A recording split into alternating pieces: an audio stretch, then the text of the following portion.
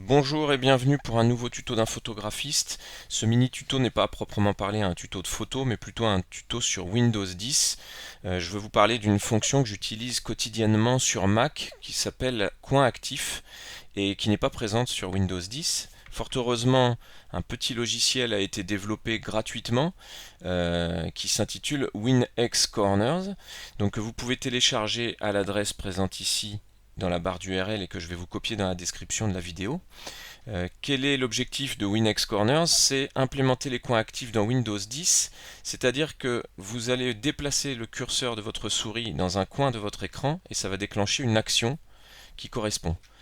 Donc ici par exemple, dans mon utilisation quotidienne, j'ai l'habitude d'avoir en haut à droite toutes mes fenêtres qui s'affichent. Donc ça me permet de basculer d'une application à l'autre, il me suffit de sélectionner la bonne fenêtre et je reviens là où je veux. En bas à droite, j'affiche mon bureau.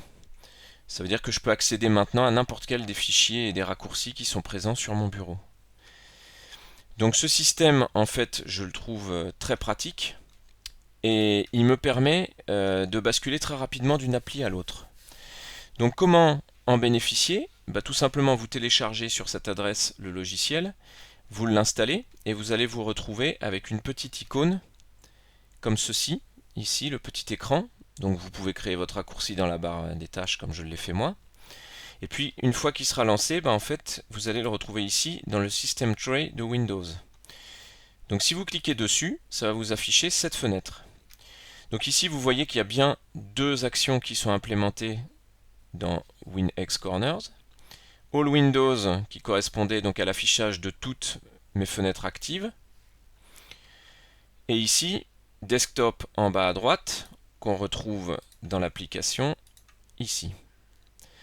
Donc j'ai deux coins comme vous pouvez le voir en haut à gauche et en bas à gauche que je n'utilise pas. Je n'ai pas l'habitude de les utiliser, mais pourquoi pas, vous pouvez vous en servir. Donc vous avez All Windows et Desktop qu'on vient de voir. Vous avez également Start Screensaver qui vous permet d'activer l'économiseur d'écran. Donc par exemple si je le mets là, quand j'irai dans le coin en haut à gauche, ça va activer mon économiseur d'écran. Vous pouvez éteindre le moniteur également. Voilà, tout simplement, Monitors Off. Et puis si vous ne souhaitez pas mettre de fonction, il vous suffit de cliquer le dernier champ qui est vide, et ça vous laisse la petite case vide. Donc voilà pour l'utilisation de WinX Corners. Une dernière chose, vous pouvez être éventuellement intéressé par le fait de désactiver cette fonctionnalité. Par exemple, moi je suis joueur de jeux vidéo, j'ai pas du tout envie que les fenêtres s'activent de manière intempestive quand je suis en partie. Tout simplement, vous allez sur ce petit curseur que vous cochez et qui désactive temporairement WinX Corners. Il vous suffit de recliquer dessus pour le réactiver aussitôt.